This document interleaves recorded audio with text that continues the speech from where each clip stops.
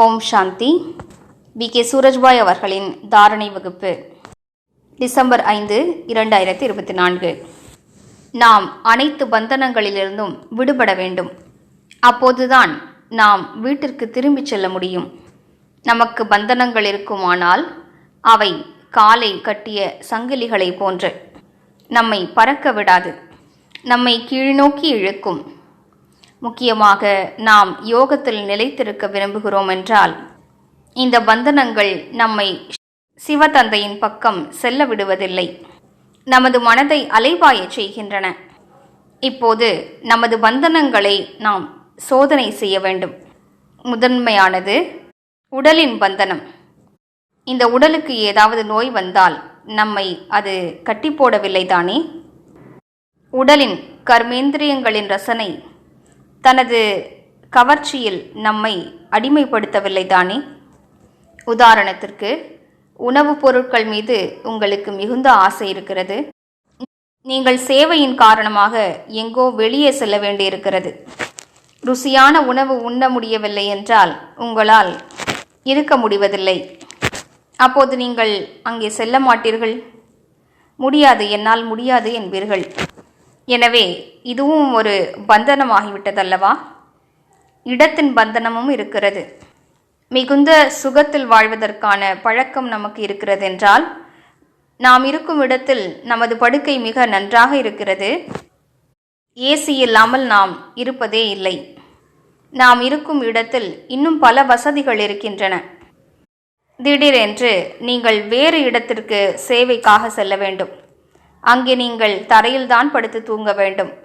வேறு வசதிகளும் அங்கு இல்லை. அப்போது நீங்கள் அங்கு செல்ல வேண்டாம் என்று நினைப்பீர்கள்.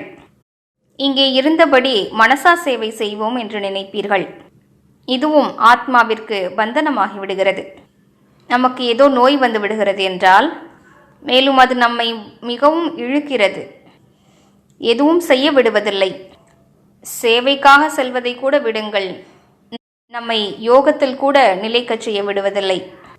மனதில் பல வீணான எண்ணங்கள் ஓடுவதற்கு காரணமாகிறது. மகிழ்ச்சியாக இருக்க விடுவதில்லை. எனவே அந்த நோய் கூட மிகப்பெரிய பந்தனமாகி விடுகிறது. எனவே நாம் தன்னைத்தான் உறுதியாக்கிக் கொள்வோம். உடல் உணர்விலிருந்து விலகுவதற்கான பயிற்சியினை மேற்கொள்வோம். தனக்கு தான் புரிய வைப்போம். பாபாவின் நினைவிலிருந்து சேவைகள் செய்வதனால் நோய்கள் விரைவாக குணமாகிவிடுகின்றன. சேவையின் பலம் நோய்களை சரியாக்கி விடுகிறது. ஆனால் ஏதோ விஷயங்களில் மாட்டிக்கொண்டு நாம் சேவை செய்யாமல் இருக்கிறோம் என்றால், உண்மையில் நாம் ஈஸ்வரிய பலத்திலிருந்து வஞ்சிக்கப்பட்டு விடுகிறோம்.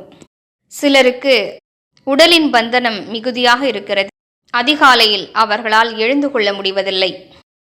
நான் நேற்று இரவு தாமதமாக உறங்கினேன், உடல் நலம் சரியாக இல்லை, இந்த நோய் இருக்கிறது, அந்த நோய் இருக்கிறது என்று நினைத்து தனக்குத்தான் பெரிய நஷ்டத்தை ஏற்படுத்திக் கொள்கிறார்கள்.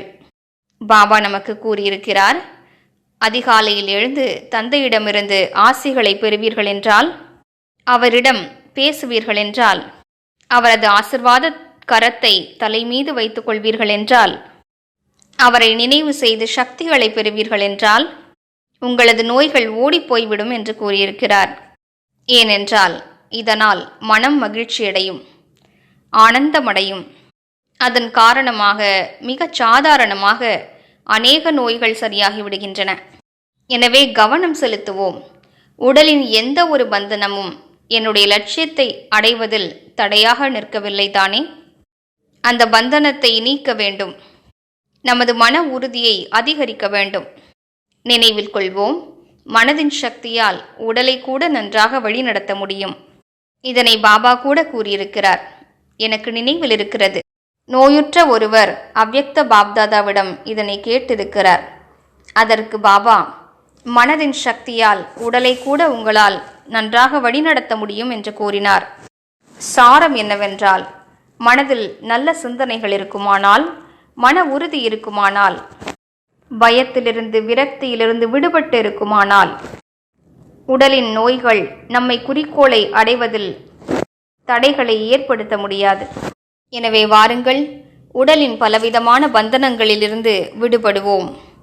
ஓம் சாந்தி.